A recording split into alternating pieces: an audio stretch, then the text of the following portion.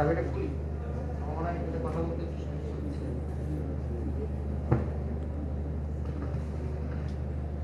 তো দিস আরেকটা জিনিস, অবশ্যই অক্সিজেন লাগাই দিবেন, হ্যাঁ এটা ইম্পর্টেন্ট। শকের পেশেন্ট, যে কোনো শকের পেশেন্টকে অক্সিজেন দিতে হবে। তো সিরোসিসে কেন,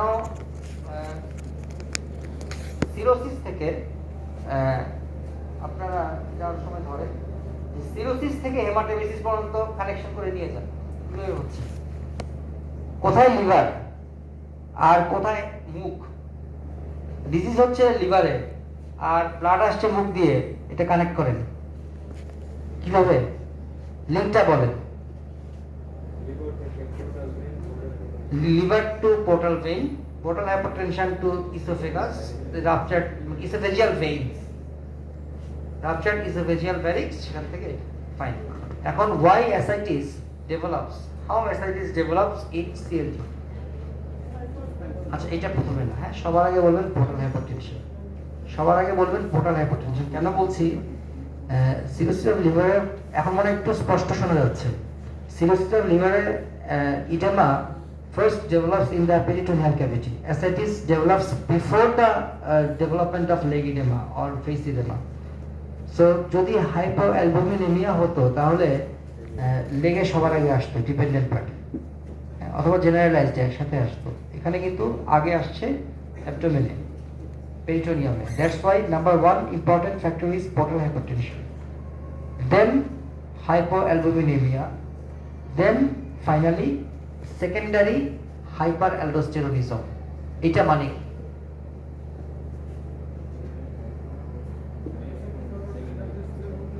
right, yes, because of chronic liver disease there is change in the circulation, so there is reduced blood supply to the kidneys, which then produces excessive aldosterone.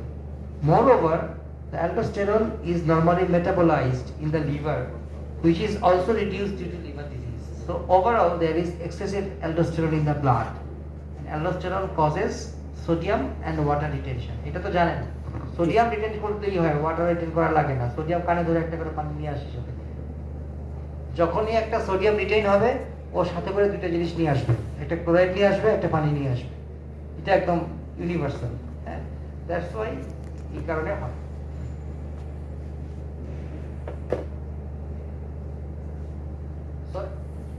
এই একটা ক্রনিক লিভার ডিজিজের পেশেন্টের অ্যাসাইটিস কিভাবে manage করবেন, how to treat ascites in chronic liver disease.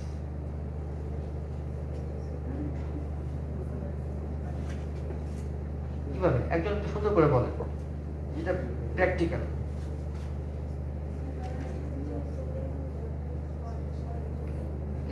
Salt and water restriction, fine, then diuretics দিবেন, তারপরে কোনটা দিবেন, স্পাইরোল্যাকটিন।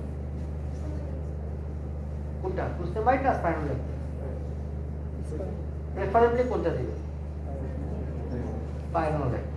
আর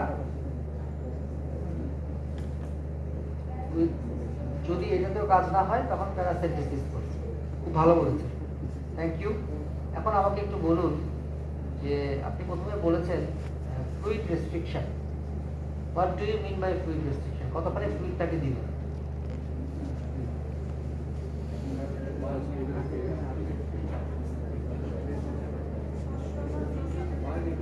আচ্ছা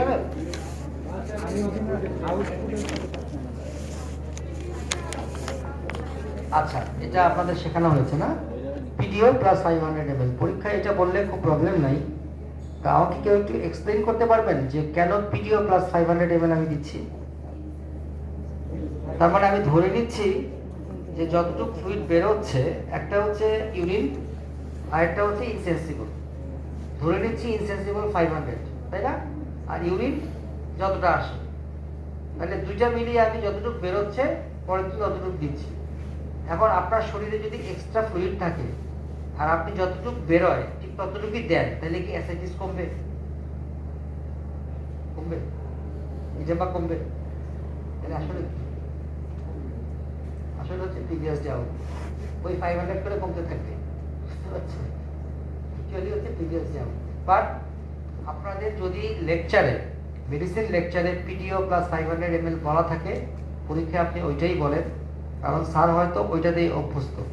উইথ ডিউ রেসপেক্ট, যে যেটাতে অভ্যস্ত তাকে সেই মানে হঠাৎ করে চেঞ্জ করা যায় না, বাতাস বুঝে বলবেন। আর যদি আপনাকে বলে, আপনি যদি কনফিডেন্ট থাকেন যে আপনি ওই সময় এক্সপ্লেইন করতে পারবেন 500 ml এর ব্যাপারটা, যে না আমি 500 ml দিব না, বিকজ পেশেন্টের এখন ফ্লুইড ওভারলোড আছে, ফ্লুইড বেশি, এই জন্য তো ইডেমা হচ্ছে। সো আমি যা বেরোচ্ছে যদি তাই দিই, তাহলে তো প্লাস আর মাইনাস সমান হয়ে সেটাই থেকে যাবে। সো আমাকে নেগেটিভ ব্যালেন্সে যেতে হবে, এবং for that we give previously output only, and the insensible loss will be lost and reduce the level. বুঝতে পারছেন জিনিসটা আসলে? আর এটা হচ্ছে which diuretics you prefer? You said spironolactone, but we know that furosemide is loop diuretic. It is high ceiling diuretic. It is much stronger than potassium sparing diuretics. So why do you prefer spironolactone over furosemide in this case? Yes. Here the diuretic effect is not the important thing. The important thing is it is an aldosterone antagonist, and secondary hyperaldosteronism is one of the important factors in the pathogenesis of ascites here. এই জন্য আমি directly ওই অ্যালডোস্টেরনকে counter করার জন্য স্পাইরোল্যাক্টন দিয়ে start করব। But yes, if spironolactone is not good enough, then we can add furosemide thereafter. But start with spironolactone and then use furosemide. But be careful of using very high dose of diuretics in patients. What will happen? Encephalopathy, hepatic encephalopathy. High diuretic into encephalopathy.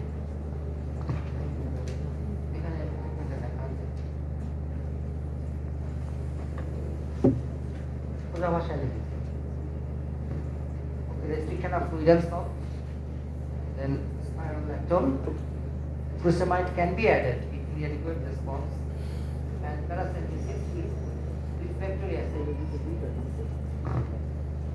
What do you mean by refractory ascites? আপনাদের দুজনের মিল আছে, আপনারা কেউ বসতে চান? আপনারা কি আত্মীয়? জেনেটিক কোন problem?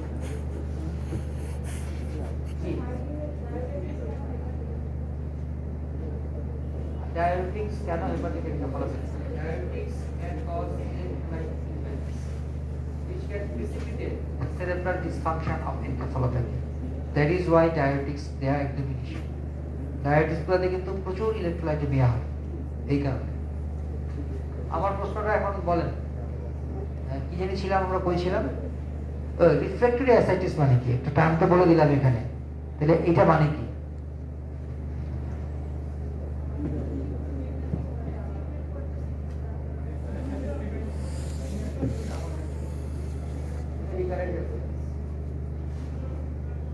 Yes, ascites which is not corrected after the maximum dose of spironolactone and furosemide. তাহলে ম্যাক্সিমাম ডোজটা কত এটা একটু জেনে নেন। স্পাইরোল্যাক্টনের ম্যাক্সিমাম ডোজ হচ্ছে 400 মিলিগ্রাম ডেইলি, আর ফুরোসেমাইডের ম্যাক্সিমাম ডোজ হচ্ছে 160 মিলিগ্রাম ডেইলি। এই রিফ্র্যাক্টরি কথাটা যদি উচ্চারণ করে তাহলে তো জিজ্ঞেস করে বসতে পারে what do you mean by refractory. তখন আপনারা বলবেন যে ম্যাক্সিমাম ডোজেজ এটা হচ্ছে না, ওইটা বসে বলে চুপ পারবেন, ডোজটা সঙ্গে সঙ্গে বললেন না, একটা কোশ্চেন আসতে দেন। জি, এই কোশ্চেন অ্যান্সার হয়ে গেছে।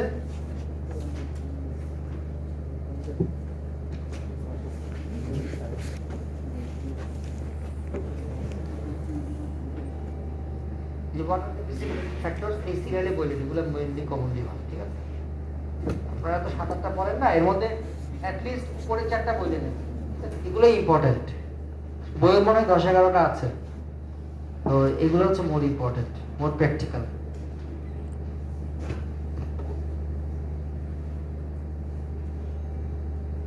র্যাপিড প্যারাসেন্টেসিস, তার মানে প্যারাসেন্টেসিস এই যে যারা করতে চাচ্ছেন খুব তাড়াতাড়ি করা যাবে না। তো প্যারাসেন্টেসিস যদি করেন সাধারণত কতখানি করা যায়? অ্যাসাইটিক ফ্লুইড 300 থেকে 400, 300 না 400?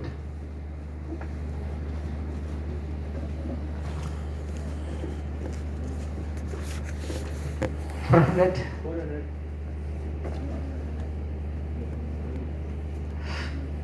সবসময় রেঞ্জ ভালো না। একজন আনসার করতেছে, আমার 1 থেকে 3 জন বাবা আছে, বুঝছেন? ওই সময় কিন্তু রেঞ্জ ভালো না। আচ্ছা, ইউজুয়ালি কতখানি করা যাবে? এটা হচ্ছে 1 লিটার পর্যন্ত আপনি করতে পারবেন ইজিলি, 1 লিটার। হ্যাঁ, আফটার দ্যাট আপনাকে অ্যালবুমিন দিতে হবে। আফটার দ্যাট আপনাকে অ্যালবুমিন দিতে হবে। So 1 liter, up to 1 liter of acetic fluid can be aspirated without any problems. But if you want to aspirate more, you don't believe যে সাধারণত huge ascites যখন থাকে 5 লিটার 6 লিটার পর্যন্ত aspirate করতে হয়, এত বেশি।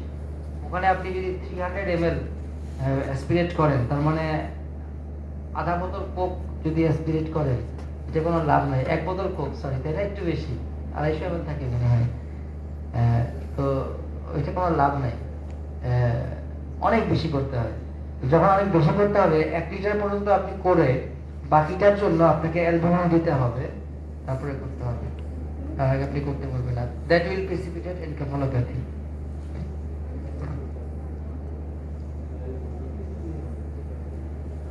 What is hepatorenal syndrome? যদি বাই চান্স মুখ ফসকায় বলে বসে, আপনি যদি একটু কমপ্লিকেশনে বলেন, তখন জিজ্ঞেস করতে পারেন, what do you mean by hepatorenal syndrome? কি বলেন বলেন? রেনাল ফেলিউর বলতে কি বোঝাচ্ছেন? Chronic renal failure, acute renal failure, তাহলে অ্যাকিউট কিডনি ইনজুরি, এখন তো টার্মটা চেঞ্জ হয়েছে। Acute kidney injury due to chronic liver disease, মানে লিভারের ক্রনিক ডিজিজ, কিডনির অ্যাকিউট ডিজিজ করে। এটা হচ্ছে hepatorenal syndrome, acute kidney injury due to chronic liver disease. এখানে কিডনির কোনো সমস্যা নাই, কিন্তু লিভারের জন্য হচ্ছে। কিভাবে বুঝবেন একটা পেশেন্টের যদি হেপাট কি হয়? ক্রিয়েটিনিন বেড়ে যাবে, হঠাৎ করে ক্রিয়েটিনিন বেড়ে যাবে। কিভাবে ট্রিট করা হয় হেপাটোরেনাল সিনড্রোম? ট্রিটমেন্ট কি দিয়ে ট্রিট করা হয়? Usually it is treated with terlipressin. It is an analog of vasopressin, constricts the vessels with albumin. But in most of the cases it is not effective. So the most effective treatment of hepatorenal syndrome is liver transplantation.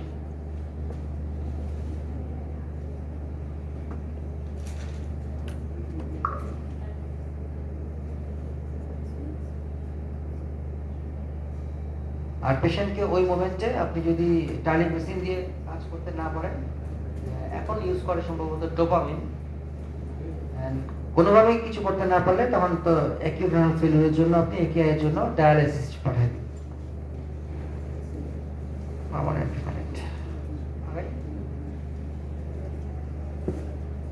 What is SBA?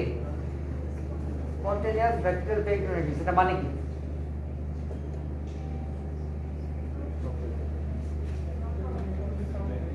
Yes, non-traumatic. তার মানে when you aspirate, you have created a penetration.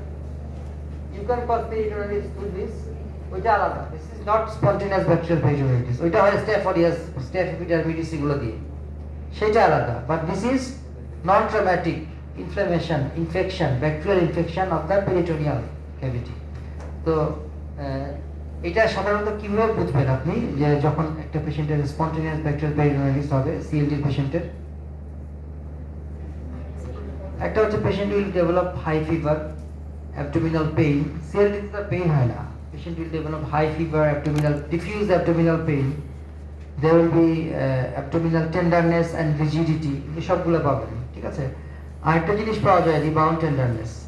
আপনারা দেখেন rebound tenderness অ্যাপেন্ডিসাইটিসে পাওয়া যায়, পাওয়া যায় না? কিন্তু একটা নির্দিষ্ট জায়গায় পাওয়া যায়, এটা রাইট সাইডে আছে। কিন্তু যখন এটা হবে তখন পুরো পেরিটোনিয়াম ইনফ্ল্যাম, এইজন্য যেখানেই আপনি চাপ দিবেন সেখানেই রিবাউন্ড টেন্ডারনেস পাবেন। Diffuse rebound tenderness also. Then what you will do, আপনি একটা সিবিসি করলে দেখবেন নিউট্রোফিলিক লিউকোসাইটোসিস আছে, then you will send ascitic fluid for cytology and gram staining culture, সেখানে আপনি হাই নিউট্রোফিল পাবেন এবং অর্গানিজমটা পাবেন। ট্রিটমেন্ট হচ্ছে ব্রড স্পেকট্রাম অ্যান্টিবায়োটিক।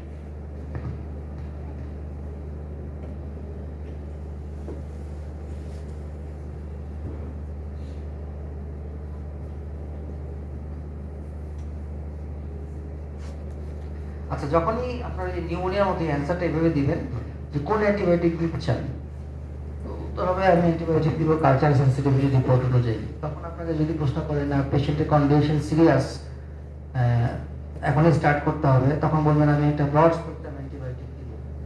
সাধারণত কোনটা দেওয়া হয়, উত্তর হচ্ছে সেফোট্যাক্সিন এখানে। এরকম আর কি, এইভাবে একটা একটা করে আগাবেন আনসারটা, মানে একবারে সব বলে দিয়ে দেবেন, টাইমটা ওয়েস্ট হবে, বেটার হবে।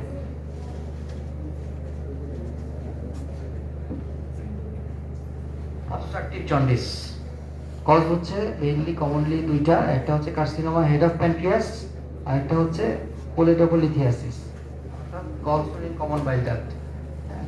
Lymphoma sometimes can also cause. তো একটা জন্ডিস হিস্ট্রি এক্সামিনেশন থেকে কি বোঝা সম্ভব দিস ইজ অবস্ট্রাকটিভ জন্ডিস? কিভাবে?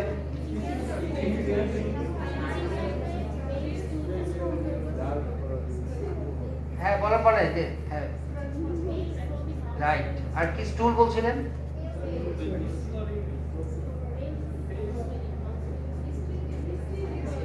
আচ্ছা, দুটোই বলেন। There will be history of itching and steatorrhea, and on the other hand, on examination there will be scratch marks and there will be deep jaundice. Obstructive jaundice is usually very deep. তো স্টিয়াটোরিয়াতে গল্প মনে পড়লো, আপনারা বলতে পারেন স্টিয়াটোরিয়া কেমন হয়? তাহলে প্রথম হচ্ছে ভলিউমিনাস, অনেক বেশি হয়। দেন ওটা লাস্টে voluminous, pain, frothy, foul smelling and floats on water, তাই না? এই তো আমি যখন নতুন নতুন এফসিপিএস পাস করি, এটা 12 বছর আগের কথা, তখন তো এইসব জিনিস পড়তাম, খুব মজা লাগতো। পেশেন্টকে একদিন জিজ্ঞেস করছি, আমার অবস্ট্রাকটিভ জন্ডিসের পেশেন্ট একটা পাইছি, তাকে আমি জিজ্ঞেস করেছি যে আপনার পায়খানার গন্ধ কেমন? পেশেন্ট আমাকে জবাব দিয়েছে, আমি কি পায়খানার কাছে নাক নিয়ে গিয়ে দেখেছি গন্ধ কেমন? পায়খানার গন্ধ তো খারাপই হবে, পায়খানার গন্ধ কোন কালে ভালো ছিল? পরে আমি চিন্তা করলাম, প্র্যাকটিক্যাল কথাই বলেছে। আসলে স্টুলের গন্ধ কি ভালো? স্টুলের গন্ধ কি পারফিউমের মতো হবে? স্টুলের গন্ধ স্টুলের মতো হবে, এটা খারাপ হওয়ার কি আছে? খারাপই। সে আমাকে হাসতে হাসতে বললো, আমি তখন তার কাছ থেকে একটা শিক্ষা লাভ করলাম, এরপরে কখনো আর কাউকে স্টিয়াটোরিয়া সম্পর্কে জিজ্ঞাসা করি নাই কোনো পেশেন্টকে।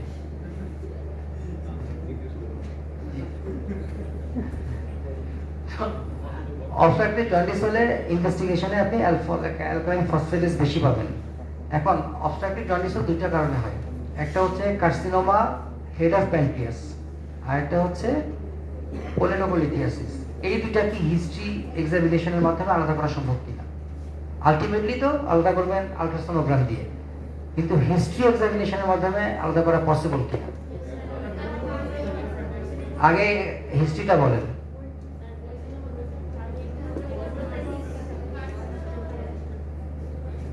হিস্ট্রি অফ কোলেসিস্টাইটিস থেকে আপনি চিন্তা করবেন যে এইটা হয়তো কোলেডোকোলিথিয়াসিস, যেহেতু আগে কোলেসিস্টাইটিস ছিল, অপারেশন হয়ে গেছে, এখন এটা কোলেডোকোলিথিয়াসিস নাকি? আগে হিস্ট্রি বলেন। Usually in cholecystectomy there is pain. Cholecystectomy এ পেইন থাকে, আর carcinoma head of pancreas painless, number 1. Number 2, the jaundice is fluctuating in cholecystectomy, but it is progressive in carcinoma head of pancreas. তাহলে হিস্ট্রিতে যদি আমি বলি, in carcinoma head of pancreas there is progressive painless jaundice. In cholecystectomy there is fluctuating painful jaundice. পেইনটা কোথায় হবে? Right hypochondriac রিজিয়নে। আর examination যদি করেন, in carcinoma head of pancreas there will be palpable gallbladder, But in cholecystectomy, as the gallbladder is already shrunken due to fibrosis, due to chronic inflammation, there will be no palpable gallbladder. তাই না? এটাকে আমরা একটা sign বলি না, কি বলি? কোরভোসিয়াস sign, ঠিক আছে? এটা আপনারা পাবেন। সো আপনার পেশেন্টের ডায়াগনোসিস হলো অবস্ট্রাকটিভ জন্ডিস হওয়ার পরে choledocholithiasis. Now what you will do? আপনি এখন কি করবেন? কি ইনভেস্টিগেশন? ডায়াগনোসিস তো হয়ে গেছে, কি ইনভেস্টিগেশন করতে চান? নেক্সট স্টেপ কি আপনার? অ্যাজ অ্যান ইন্টার্ন আপনার নেক্সট স্টেপ কি? আপনার কাছে আসছে পেশেন্ট,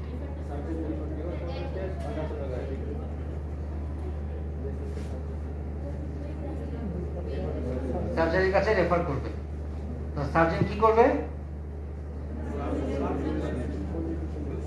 এটা সার্জন জানে। আচ্ছা, এখন আমরা সার্জনের কাছে সহজে রেফার করি না, আমরা গ্যাস্ট্রোএন্টারোলজিস্টের কাছে রেফার করি, because the Stones, the common biliary stones are removed with ERCP, not by surgery. So the patient will be referred to the gastroenterologist for further management. Next question will be ও কি করবে? তখন বলবেন sir ERCP removal, ঠিক আছে, endoscopic removal করবে। আর আপনার পেশেন্টের যদি ডায়াগনোসিস হয় কার্সিনোমা হেড অফ প্যানক্রিয়াস, তাহলে কি করবে?